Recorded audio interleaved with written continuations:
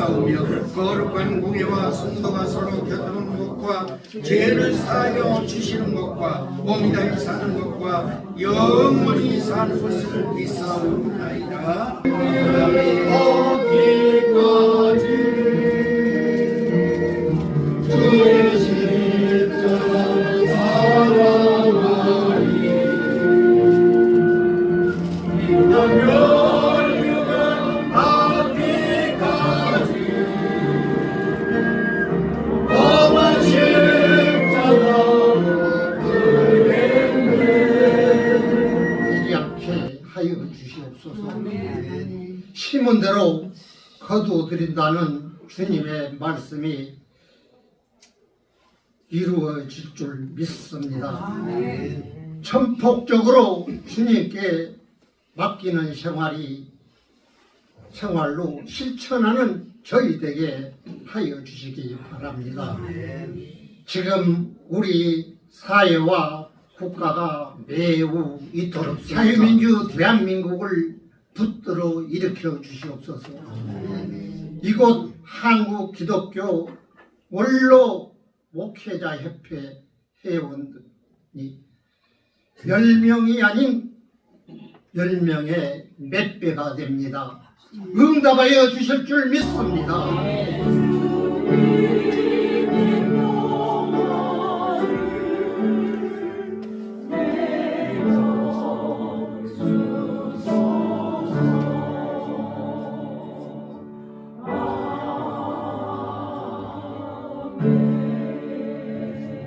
누가복음 23장 33절서부터 38절에 있는 해골이라는 곳에 이르러 거기서 예수를 십자가에 못 박고 두 행역자도 그렇게 하니 하나는 우편에 하나는 좌편에 있더라. 이에 예수께 이르시되 아버지여 저들을 사하여 주옵소서 자기들이 하는 것을 알지 못함이니이다 하더라. 그들이 그의 옷을 나누어 제비 뽑을새 백성은 서서 구경하는데 관리들은 비웃어 이르되 저가 남은 구원하였으는 만일 하나님의 택하신 자 그리스도이면 자신도 구원할지어다 하고 군인들도 실롱하면서 나와 신포도주를 주며 이르되 내가 만일 유대인의 왕이면 내가 너를 구원하리라 하였더라. 그의 위에 있는 유대인의 왕이라 쓴 패가 있더라. 아멘.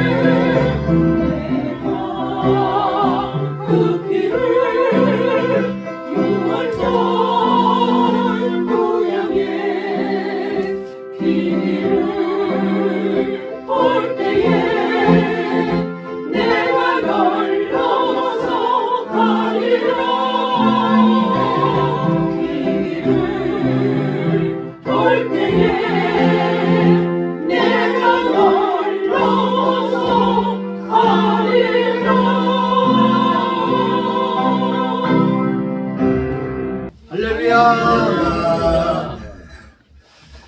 지금은 사순절 기간이죠. 우리가 사순절 하면 나를 향하신 하나님의 놀라운 사랑을 기억해야 되고 십자가 산상에서 쏘신 대속의 오열을 우리가 힘입고 인성을 가지신 예수님이 진솔한 감정 곧 흘리신 눈물을 생각하는 귀한 절기가 바로 이 사순절 기간이 아닌가 이렇게 생각을 합니다. 우리는 주님의 십자가에 관한 설교를 참 듣기 힘이 듭니다.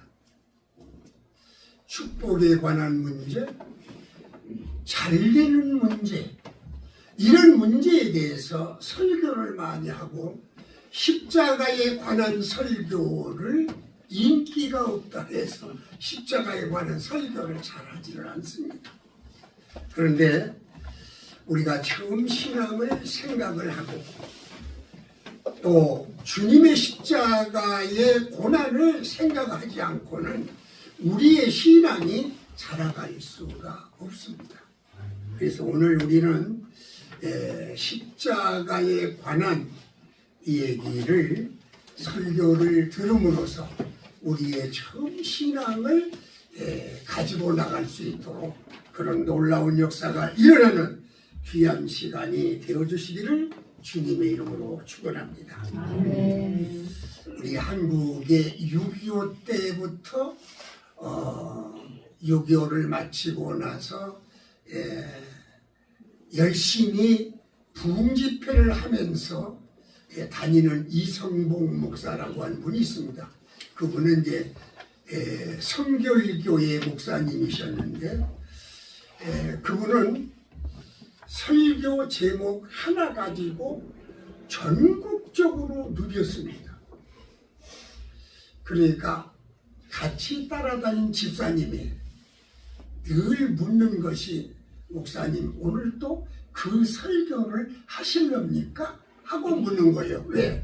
계속 리바이벌을 하기 때문에 듣는 설교 또 듣고 듣는 설교 또 들으니까 그 얘기를 물었어요. 그랬더니 이성봉 목사님이 참 좋은 말씀을 하신 거예요. 사람이 삼시세끼 밥을 똑같은 걸 먹지 별다른 걸 먹냐?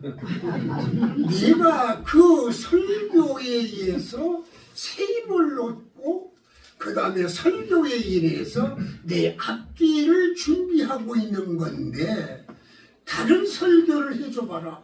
순간뿐이지 이해가 안 된다 하면서 자기하고 같이 몸종처럼 같이 다니는 그 집사님에게 책망을 했다고 하는 말이 있습니다. 우리는 오늘 십자가의 설교가 우리에게 얼마나 힘이 되겠는가. 우리의 처음 신앙을 이끌어 가는데 가장 중요한 것이 이 십자가에 관한 것입니다.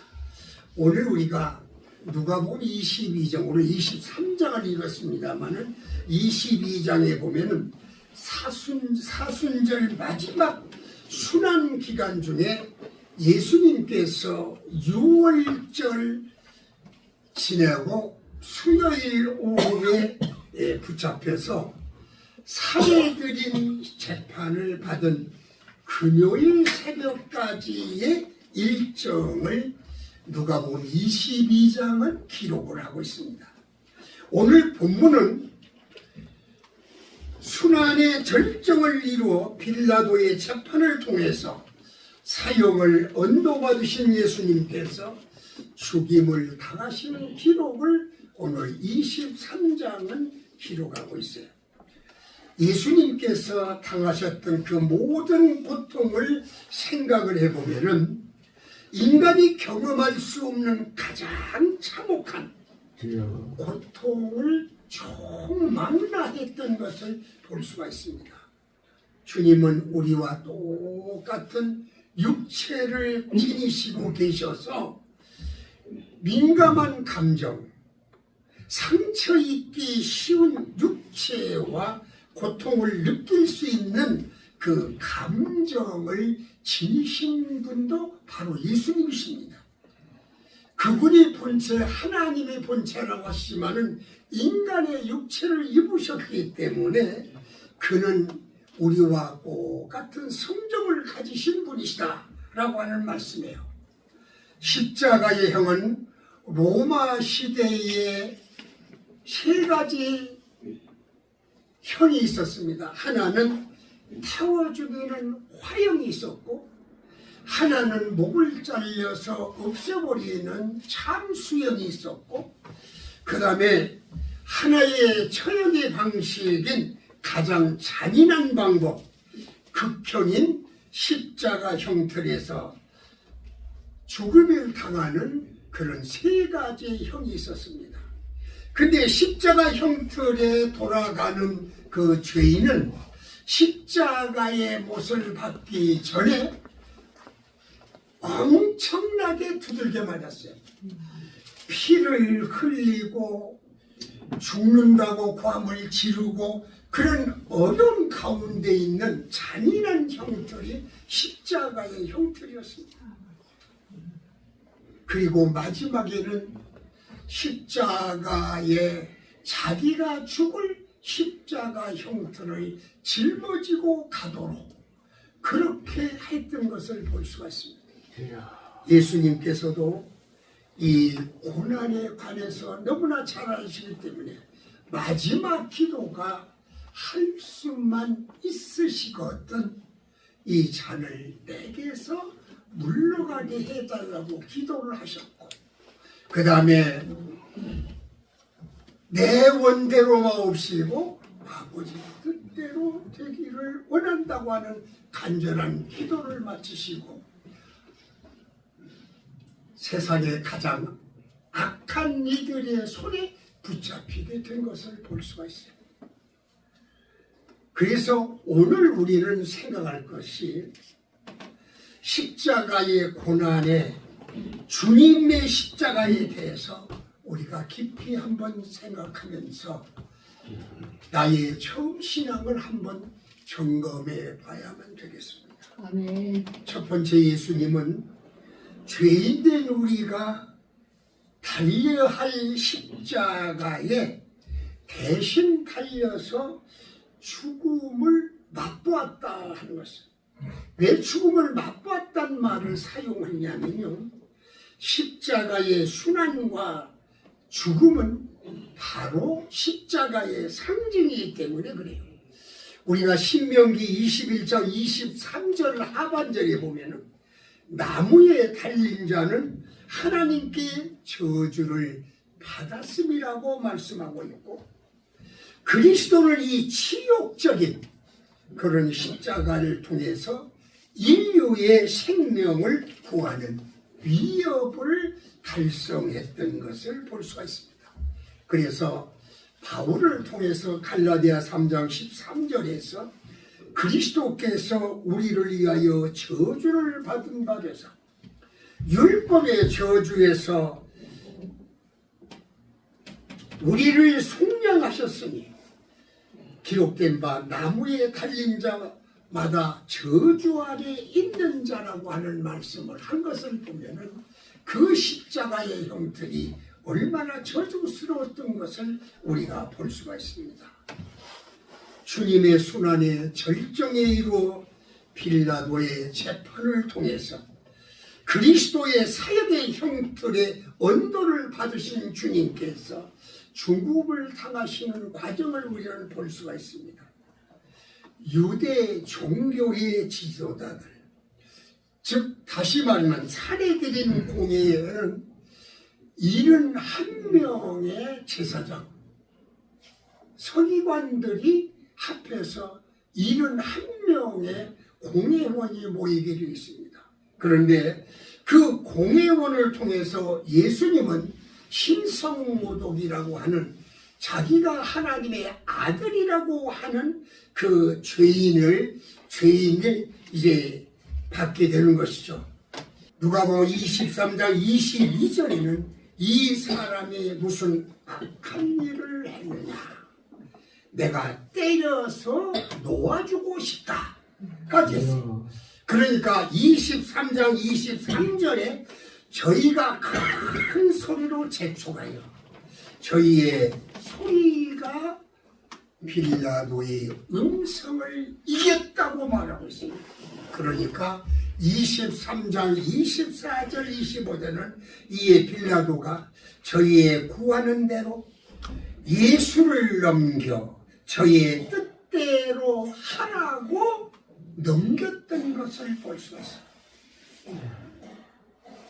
예수님의 무죄를 입증하고 풀어주어야 했던 빌라도도 예수님을 십자가에 못 박을 것을 요구하는 무리들의 움직임이 점점 심상치 않게 되고 그 상황이 자신에게 어떤 해를 끼칠지 모른다는 염려 때문에 결국 겁에 질려서 자기의 무죄 결정을 취소해버립니다. 그리고 무리의 요구대로 수능을 해버린 거예요.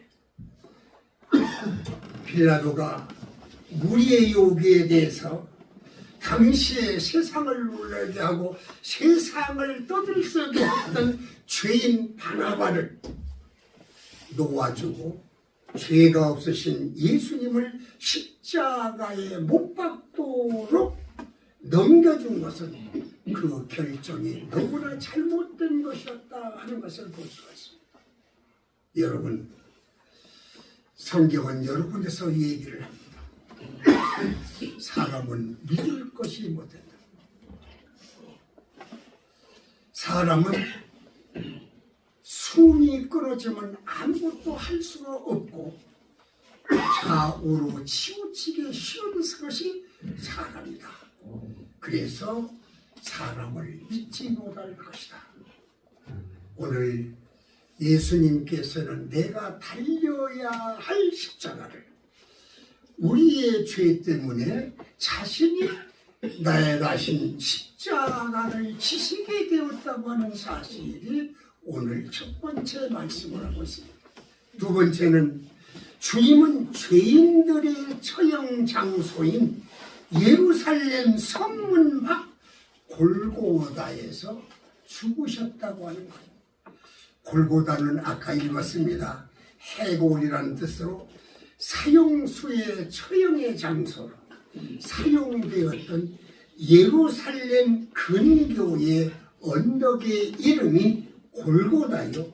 또 해골이라는 말을 사용했습니다. 행악자들만이 거기에서 죽음을 당했기 때문에 강도요 흉악범들이 가서 죽어야 할 그곳에서 예수님은 십자가에 못 박히게 된 거예요. 이처럼 예수님이 예루살렘 성 밖에서 죽음을 당하신 이유가 있습니다. 예루살렘에는 성전이 있었기 때문에 거룩하게 여겨졌던 성 안에서는 부정한 죄인의 사형을 집행하지 못하도록 규정이 되어 있기 때문이었습니다.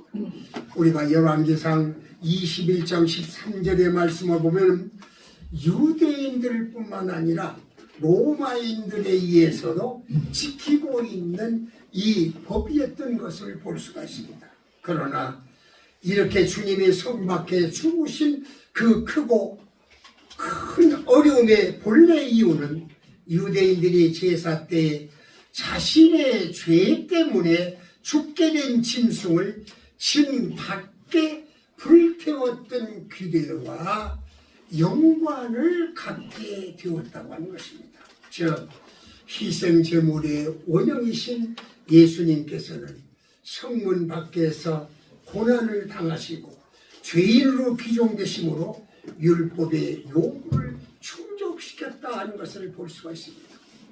우리는 히브리서 13장 11절과 12절의 말씀을 보면은 이는 죄를 인하여 짐승의 피를 대제사장이 가지고 성소에 들어가고 그 육체는 영문 밖에서 불사름이다 하는 말씀을 의뢰했고 히브리 13장 12절에 보면은 그러므로 예수도 자기의 피로서 백성을 거룩하게 하기 위해서 성문 밖에서 고난을 받으셨다 그랬습니다. 서쪽 하늘 붉은 노을 영문 밖에 비치누나 연약한 두 어깨에 십자가를 생각하니 머리에는 가시관 몸에는 붉은 옷 힘없이 걸어가신 영문 밖에 길이라네. 우리에게 주신 세 번째 번째 말씀이 있습니다. 예수님은 온전히 죽음의 고통을 맛보셨다고 하는 거예요. 예수님은 사형수에게 주어지는 마지막 특전인 신포도주를 마시지 아니하셨다고 하는 거예요. 우리가 마가복음 15장 23절에 예수님께서 주어지신 것은 몰약을 탄 신포도주임을 볼 수가 있습니다. 이것은 마취제의 효과라고 말하고 있습니다.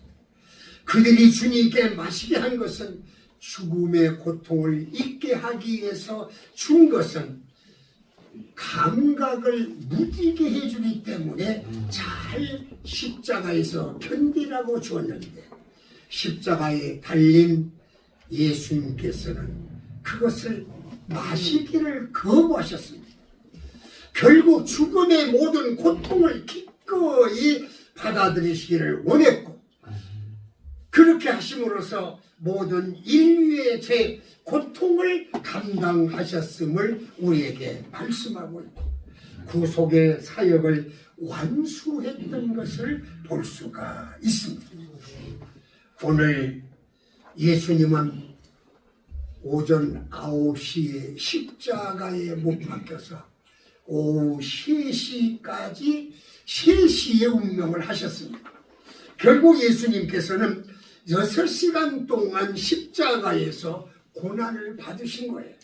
이러한 예수님의 죽음과 관련하여 다음 같은 사건이 발생을 했습니다. 그것은 진정한 메시아였음을 증거하는 그 증거를 한번 들어보시죠.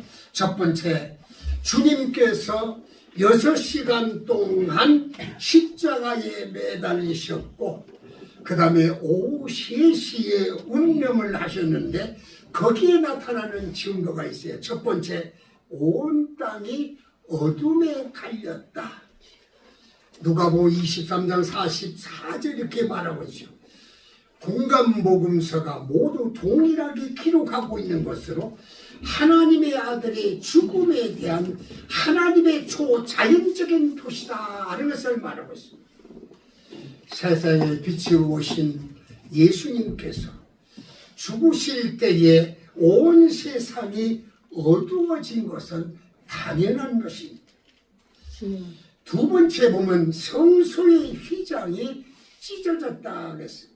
우리가 23장 45절에 보면 예수님의 죽음으로 구속이 완전히 성취되었고 죄인이 하나님께 나아가는 장벽이 제거되었다 하는 것을 말씀하고 있습니다.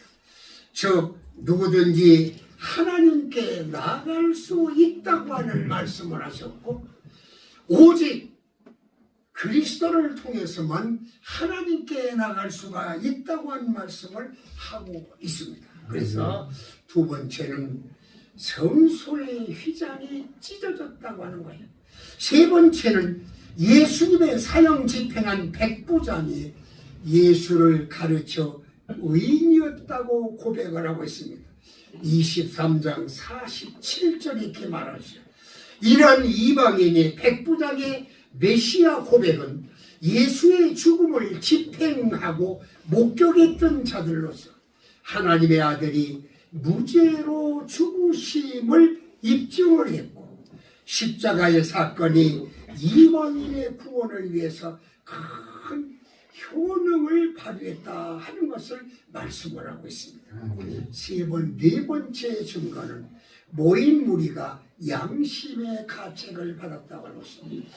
우리들은 예수님의 죽음에 동조하였지만 그의 죽음을 목격한 후에 양심의 가책을 받았다고 하는 것입니다. 이것은 나중에 예수님의 죽으심에 대한 베드로의 설교를 듣고 애통했고, 무리들이 그 모습을 보고 통곡했던 것을 사도행전 2장 23절 이하에서 가르치고 있습니다. 우리는 모든 것이 감사의 생활을 해야 됩니다. 우리는 하나님의 기뻐하신 일에 적극적으로 동참하면서 십자가를 의지하고 십자가를 바라보고 십자가를 짊어지고 십자가를 따라가야 될 것입니다.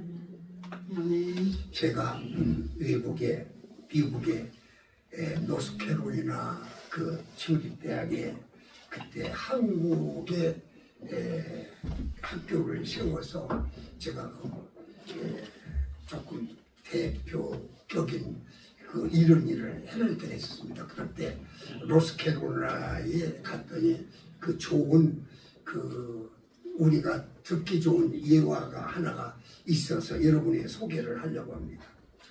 아마 그 지역에는 그 로키 산맥 동부에서 내리는 이 시냇물이 잘 이렇게 연결되는 곳이 있어서 그곳을 가봤는데 이곳에서 일어나는 기적에 대해서 얘기를 하더라고요. 뭐냐면 오래전부터 보기도 싫은 흉측한 바위가 하나 있는데 바위가 얼마나 무거운지 끌려도 끌려가지도 않고 그래서 모든 사람들은 흉측한 것이나 보기도 싫다고 그냥 물 건널 때도 보지도 않고 이렇게 건넜다고 그래요.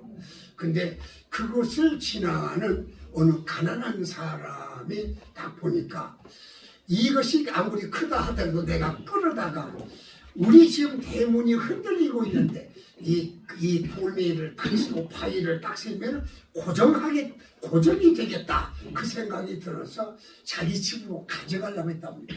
그래서 맨날 며칠을 끌어서 사람들한테 지원받고 그래서 바위를 잘 끌어다가 자기 대문이 흔들린 대문을 고정을 딱 시켜놨는데 그것이 또 세월이 지나서 몇 년이 지난 뒤에 지질학자가 그쪽 지역에 탐사를 나왔다가 이 집에 바위에 눈이 꽂힌 거예요. 왜 그러냐면 저것이 푸대접을 받을 바위가 아닌데 왜 푸대접을 받고 있냐 그렇게 생각을 봤는데 조금만 열어보면 금덩이가 그 안에 들어있는데 이것을 몰랐다고 하는 거예요. 그래서 이분이 다시 점검하고 또 다시 점검을 해서 이 얘기를 한 것이 로키 산맥 동부 지역에서 금덩이가 많이 발견이 되는데 그 중에서 제일 큰 금덩이가 이것이라는 거예요.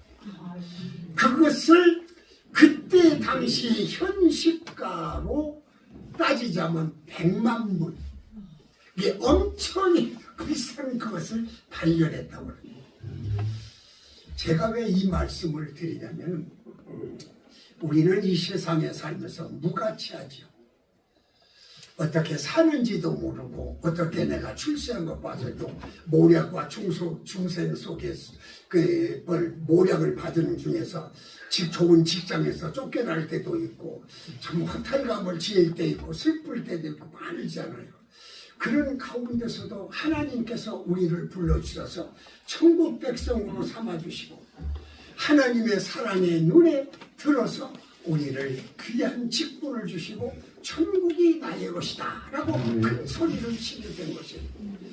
우리는 하나님께 감사를 해야 돼요. 다시 오실 주님을 맞기 위해서는 우리의 자신들이 더욱더 하늘의 영광을 위해서 힘써야 되겠고 우리가 슬며운 다섯 처녀처럼 그 중에 한 사람이 되어 등도 기름도 예비할 수 있는 그런 역사가 일어나게 될 때 우리는 하나님 편에 서서 우리가 이 세상에서는 비록 좋지 못한 평판을 받고 있다고 하더라도 예수님 안에서 사랑받는 그런 사람이기 때문에 다시 오실 주님을 맞이하기 위해서 십자가를 든든히 부여잡는 놀라운 역사가 일어나야 될 줄로 믿습니다.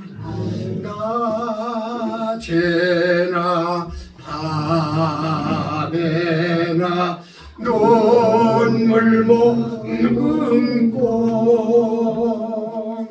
내 주님 오시기만 고대합니다.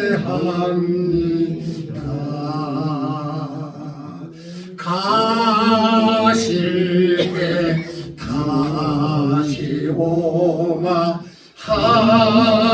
오신 예수님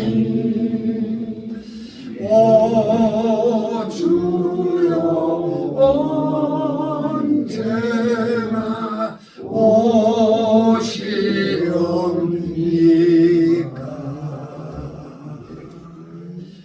주님이 죄인을 구원하시기 위해서 당하신 고통은 죄를 미워하시는 하나님의 고통이기도 합니다. 주님이 당하신 욕설과 저주도 하나님이 당하신 것이라고 우리는 생각을 합니다.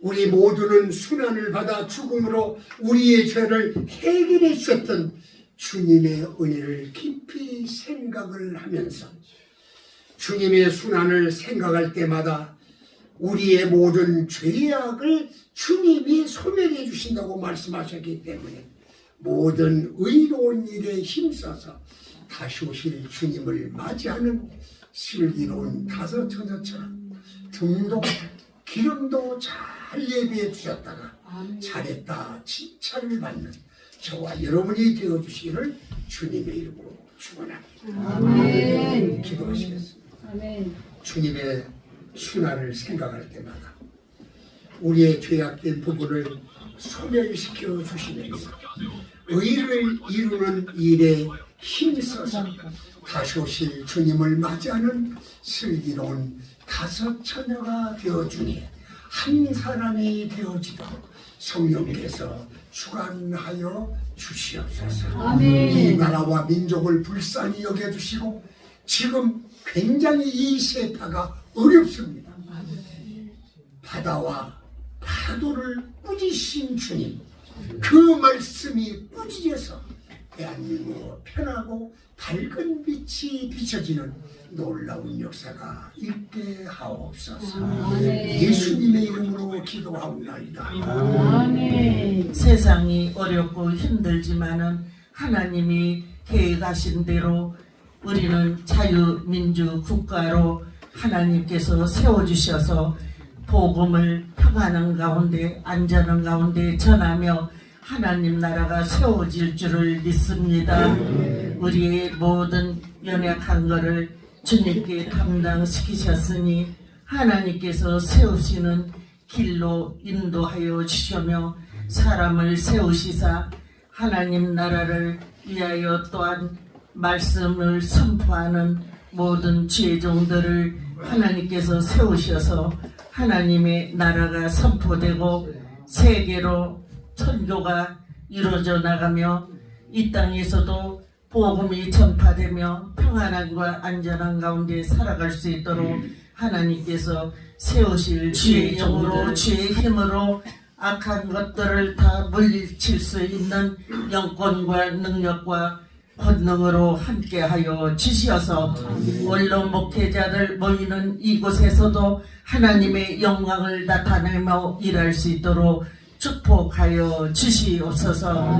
예수 그리스도의 이름으로 축복하고 기도 올려옵나이다. 아멘.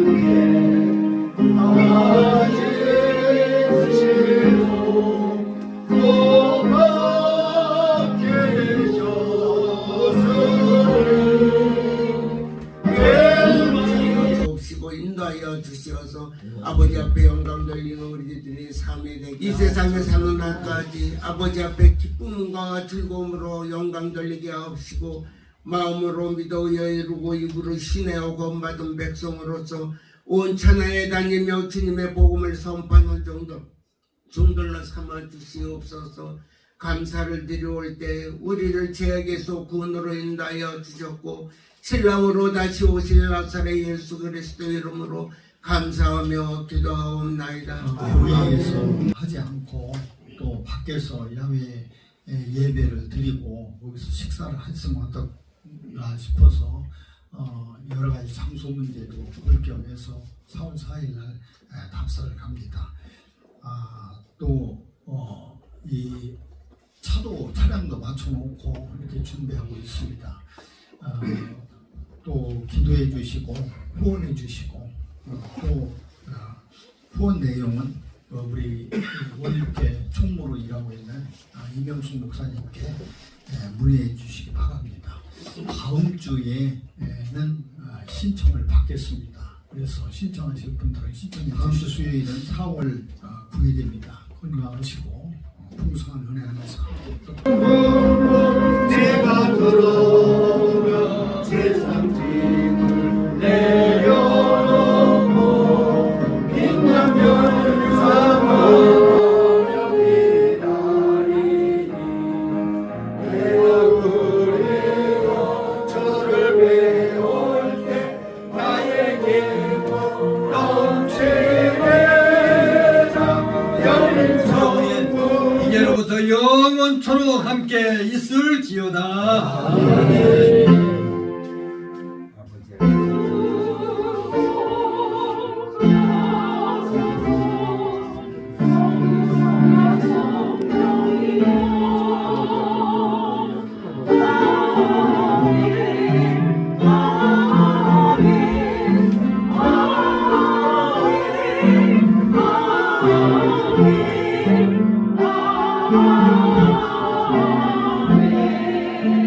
그런 음식을 먹고 음식에 부끄럽지 아니하며 하나님의 말씀을 더 증거할 수 있는 십자가의 군명들 될 수 있도록 축복해 주옵소서.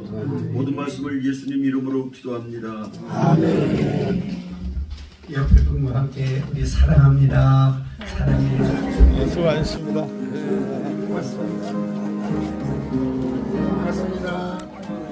예쁘고 나 그림 가지고 와야 돼. 다음 주부터 더 있어. 예.